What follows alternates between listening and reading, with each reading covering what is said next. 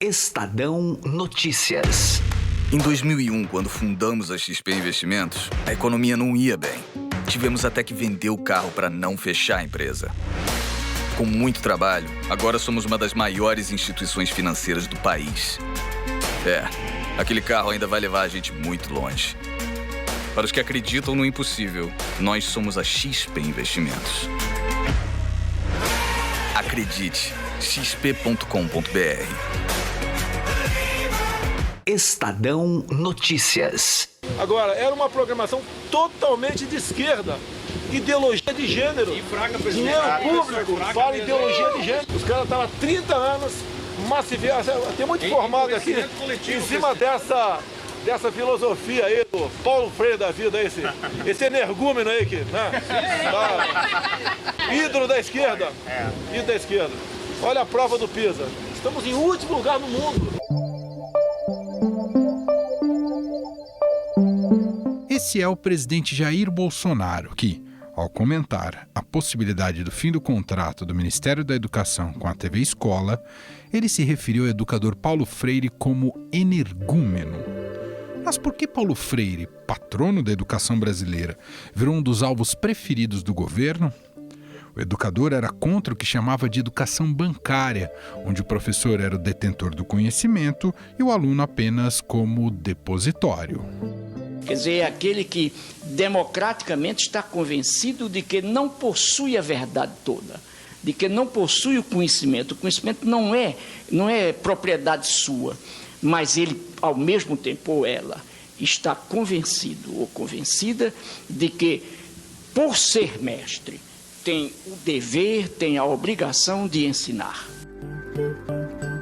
Para ensinar, segundo Paulo Freire, era preciso partir da experiência do aluno e do que ele conhecia. O ministro da Educação, Abraham Weintraub, já criticou esse método inúmeras vezes. Quanto ao Paulo Freire, eu não tenho raiva dele. Tem até um mural muito feio dele na frente do MEC que tá lá, assustando a criançada que passa por lá. Muito feio. O Paulo Freire, se ele fosse tão bom, ia ter pelo menos mais um país além do Brasil usando o método dele. Coisa boa a gente copia. E não tem nenhum país fora o Brasil que fala que o Paulo Freire é um modelo dele de educação. Onde tem? Na Alemanha? Nos Estados Unidos? Em 1963, o educador, junto com um grupo de professores, ensinou em menos de 40 horas adultos a ler e escrever no Rio Grande do Norte. A experiência inspirou o Plano Nacional de Alfabetização, que foi arquivado e nunca mais retomado depois do golpe de 1964.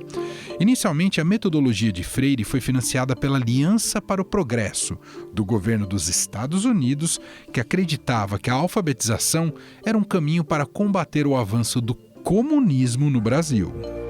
Mas também não sou comunista, quer dizer, eu sou, porém, um socialista, eu acredito no socialismo, eu acredito na participação popular, eu acredito na transformação do mundo realizada, sobretudo por aqueles e por aquelas que se encontram desprovidos ou roubados no seu direito de ser. Mas, curiosamente, o governo militar brasileiro viu nesta metodologia um perigo iminente de revolta dos menos favorecidos. Considerado subversivo por isso, Paulo Freire foi exilado pela ditadura em 1968 e passou a morar em vários países a convite de governos, universidades, igrejas e movimentos sociais. Que eu era um perigoso subversivo internacional, um inimigo do povo brasileiro e um inimigo de Deus. Quer dizer, ainda arranjaram essa carga para mim de ser inimigo de Deus. Anistiado em 1979, retornou ao Brasil, filiou-se ao Partido dos Trabalhadores e, entre 1989 e 1991, foi secretário municipal de Educação de São Paulo, no governo de Luiz Erundina. Possivelmente nós não tenhamos, porque o nosso sonho era, até o fim deste ano, alcançar 2.000 centros de alfabetização de jovens e adultos.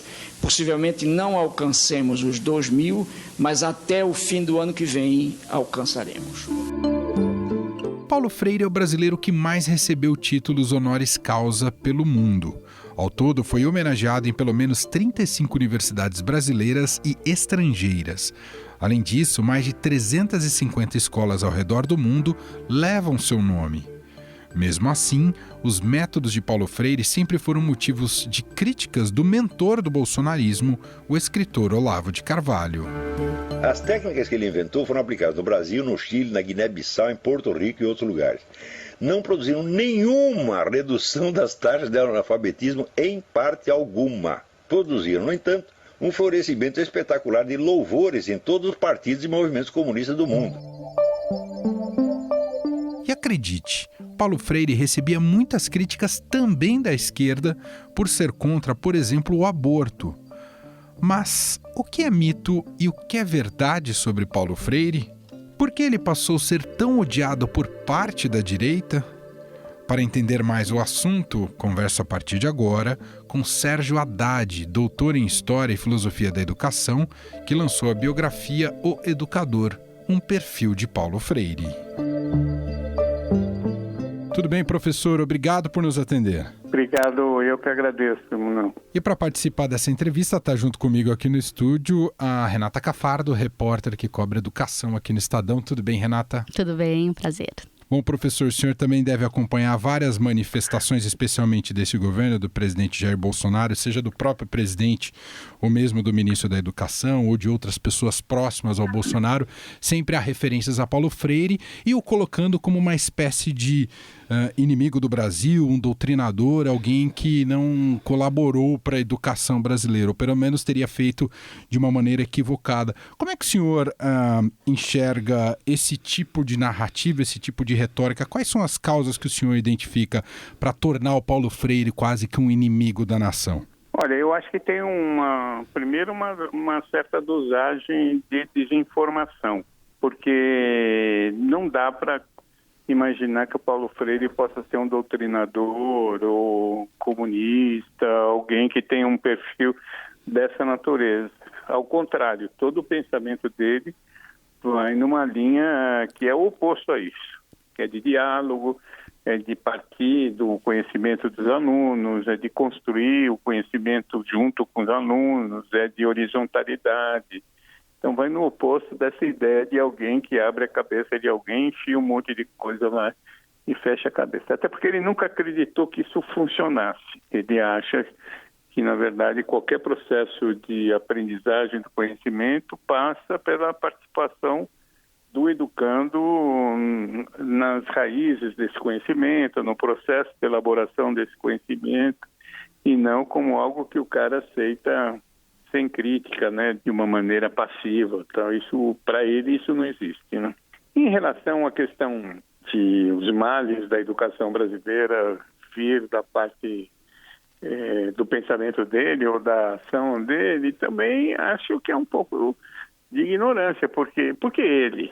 Por que não Anísio Teixeira? Por que não Darcy Ribeiro? Por que não Demerval Saviani, dos vivos que estão aí, ou do Miguel Arroio, de tantos educadores e pensamentos que estão aí, atribuir a pensadores da educação, filósofos da educação, a culpa por uma educação ser assim ou assado, é abrir mão da responsabilidade política de quem está no poder, né? Quer dizer, quem elabora, quem faz a política pública, quem tem vontade política, está na mão dos políticos e não dos educadores. Os educadores só ajudam na medida em que tem vontade política para fazer, né? Acho que essa é uma forma de culpabilizar alguém que não está nem aí para se defender como vários outros. Acho que é o que não cabe.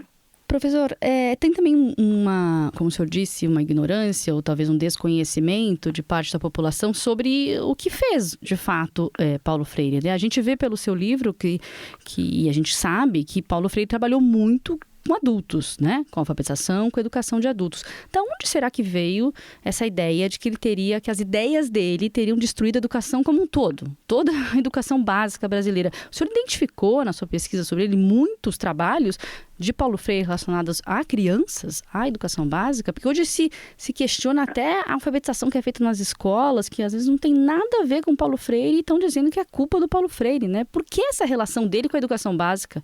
Porque também, vamos dizer, por trás do método dele de alfabetização, que ele desenvolveu em 63, né, em Angicos, e que o levou a ser convidado a fazer uma campanha nacional, até que ocorreu o golpe, ele teve que ir embora e tal.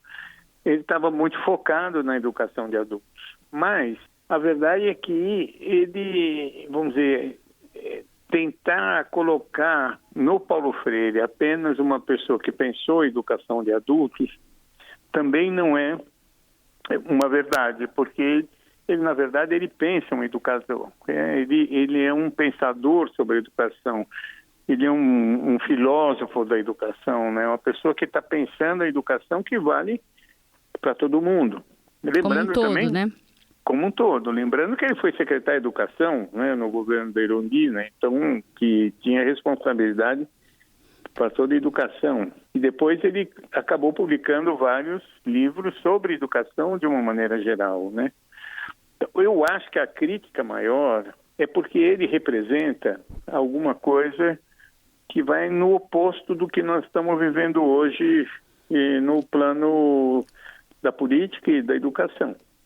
Ele sempre defendeu muito o diálogo como método, o diálogo como uma forma de construir conhecimento e como uma forma de construir sociedade.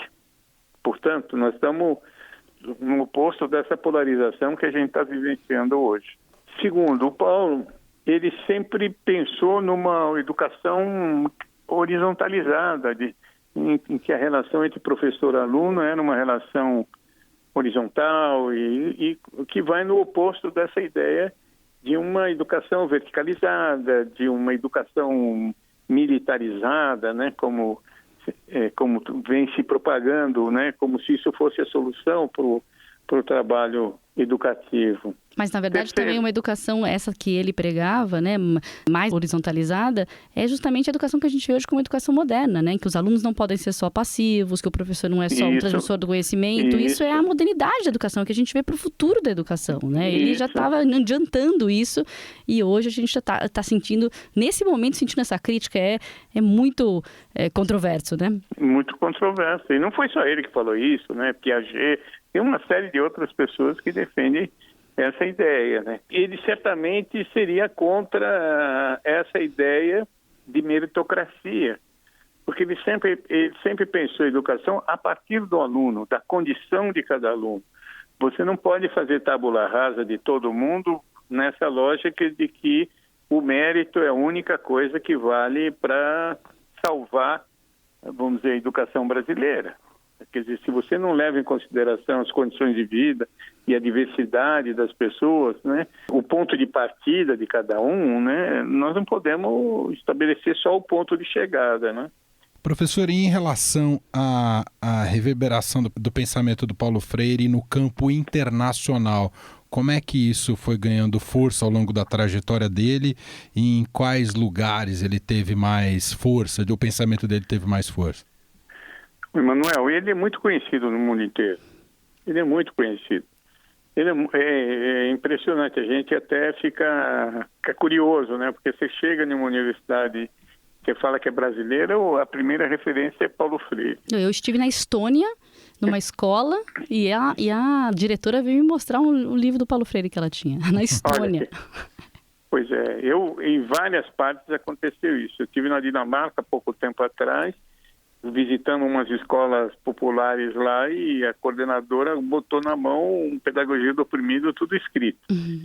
Eu dei um curso na Jordânia uma vez, e quando eu passei um filme do Paulo Freire, as pessoas choraram de emoção, porque nunca tinham visto a figura dele. Então, essa coisa é muito incrível, né? Que a gente tem um brasileiro que tem essa dimensão. Por que seria isso?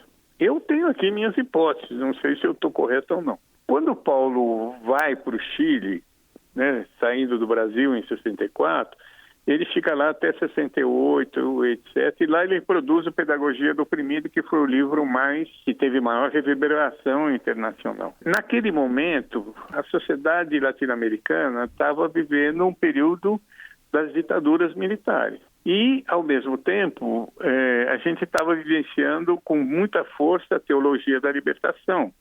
Paulo Freire se aproximou muito das ideias da teologia da libertação, ou o inverso. A teologia da libertação precisava de um método ou de um passamento pedagógico para, vamos dizer, fazer esse trabalho de evangelização a partir do povo. Então, isso fez com que disseminasse o pensamento do Paulo Freire, no caso da América Latina e em alguns outros países. Depois tinha o Teatro do Oprimido também, né? Quer dizer, uma série de coisas que, em torno do pensamento dele, começou a se criar nas artes, né? Na cultura, também na política, né? E no livro o senhor conta uma passagem de como ele criou o método, né, o conhecido método Paulo Freire, com uma senhora que trabalhava na casa dele, né? Ele fez uns primeiros testes. O senhor pode contar um pouquinho essa passagem que é interessante do livro? É muito interessante, porque ele na verdade, estava trabalhando no movimento de cultura popular, um movimento amplo, num período anterior à década de 60. E por incrível que pareça, muito daquilo que ele pensa sobre o campo da pedagogia diz respeito justamente àquilo que ele exercitou no SESI. Imagine, numa entidade patronal, né, numa entidade que trabalhava com os operários, né, com os trabalhadores, e lá ele começou a fazer as primeiras experiências. E onde ele desenvolveu essa ideia de que todo o tema tinha que vir a partir dos alunos e de que mais do que o tema, como que cada um pensava o tema. Posteriormente, ele vai pegar esses princípios de diálogo entre professor e aluno e essa ideia de partir da realidade do aluno, etc. E ele queria traduzir isso num método, em particular no método de alfabetização, porque era uma demanda muito forte. Nessa época, era bom lembrar que quem não sabia ler e escrever não podia votar. Então, essa ideia de você pensar uma metodologia que pudesse em 40 horas alfabetizar as pessoas, mas que ao mesmo tempo em que alfabetizava e colocava, vamos dizer, na sociedade um conjunto de pessoas que pudessem votar e desequilibrar os currais eleitorais, etc., você, além disso, colocava um conjunto de pessoas que veio de um processo de alfabetização que discutia os problemas que essas pessoas passavam. Porque todo o processo de alfabetização partia da realidade. Condição de vida, né? Era uma emancipação, né? Dava uma emancipação, virava um cidadão, né, de fato. Isso. E isso incomodava. Como incomoda até hoje. O senhor vê Paulo Freire nas escolas? Porque a grande crítica é que a educação do Brasil é muito ruim por causa do Paulo Freire. Mas independentemente de Paulo Freire ser uma boa ou uma má influência, o senhor vê ele nas escolas? As escolas seguem Paulo Freire? Os professores seguem Paulo Freire? Eu acho que não é um problema de seguir o Paulo Freire, mas eu acho que é de seguir um pensamento pedagógico no qual Paulo Freire está incluído. Mas isso acontece em massa no país? O senhor acredita? Eu acho que acontece em bastante das escolas, por incrível que pareça, muito nas escolas privadas, né? Nas escolas particulares, em algumas escolas públicas, mas o que eu estou dizendo? Eu estou dizendo assim, um processo em que haja horizontalidade na relação professor-aluno, um processo em que haja a possibilidade de diálogo, de construção de conhecimento com os alunos, um processo que haja participação dos pais nas escolas, um processo em que a escola seja patrimônio da comunidade, que elas vejam na comunidade um espaço de aprendizagem, etc. Que, vamos dizer, em certos momentos a gente vê caminhar ao contrário, né? Tem que levantar o muro da escola, tem que fechar a escola, que é perigoso, porque tem violência, porque o aluno é ignorante, porque não sei. Eu acho que, vamos dizer, as ideias desse campo onde o Freire está confronta um pouco com um outro tipo de ideia em que, vamos dizer, toda todo conhecimento está na mão do professor, que o aluno é ignorante, que o aluno precisa aprender a partir do professor, apenas a partir do professor, que a cultura popular é uma cultura que não serve para absolutamente nada e que a experiência do aluno é uma experiência de pobreza e, portanto, pobre. Então, vamos dizer, não tem o selo Paulo Freire, mas tem uma influência em um campo do pensar a pedagogia que eu acho que em várias escolas, em vários sistemas, inclusive, isso vem se revelando. Professor, o senhor teme, não é o senhor teme, talvez a pergunta correta, mas há espaço para o Paulo Freire ter uma redenção depois de apanhar tanto, professor? Isso é interessante porque, na verdade, o que está acontecendo é que nunca se leu tanto Paulo Freire. A consequência disso é o que está acontecendo. Os livros do Paulo estão vendendo, parece, eu não tenho esse dado correto, que cresceu 60% no primeiro semestre a venda dos livros do Paulo Freire. Uau! E eu acho também, Emanuel, muito em cima até do meu livro, que eu acho interessante, é que tem um campo da sociedade que não sabe o que está acontecendo. Então, nos cabe esclarecer. O livro foi feito um pouco para isso, para que as pessoas que não são da área, ou que são da área também, que querem saber, tenham uma informação a respeito da vida dele de uma maneira, vamos dizer, que não é erudita, no sentido de que ela é complexa, etc., mas tem uma informação básica sobre o que ele fez, o que ele pensou, etc., para você poder discutir com qualidade. Pode não ser unanimidade, mas o que não dá é para pensar que uma pessoa com o valor e o reconhecimento internacional que ele tem, ele não seja colocado no diálogo com outros, né? Com outros pensadores. Isso é que incomoda. É um radicalismo sobre alguma coisa que não tem sentido, né? Por que não? Por que não reconhecer que o pensamento dele é um pensamento importante que você aplica, se quiser ou não, faz a crítica a partir daí. Muito bem, eu quero agradecer Sérgio Haddad, doutor em História e Filosofia da Educação. Lançou recentemente a biografia do Paulo Freire, O Educador, um perfil de Paulo Freire, pela editora Todavia, gentilmente aqui atendendo a nossa reportagem, junto aqui com a Renata Cafardo, para falar um pouco mais sobre o Paulo Freire, já que ele não sai, né, do noticiário e da boca virou uma tara, né, desse governo, o Paulo Freire. Obrigado pelo tempo disponibilizado aqui com a gente e enfim, tudo que o senhor explicou. Obrigado, viu, professor? Eu que agradeço. Um abraço para vocês e para os ouvintes também.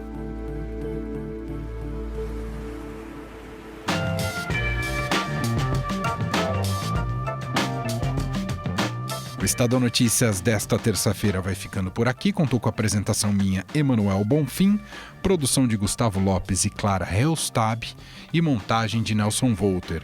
O diretor de jornalismo do Grupo Estado é João Fábio Caminoto. Mande seu comentário e sugestão para o e-mail podcast@estadão.com. Um abraço para você e até mais. Estadão Notícias.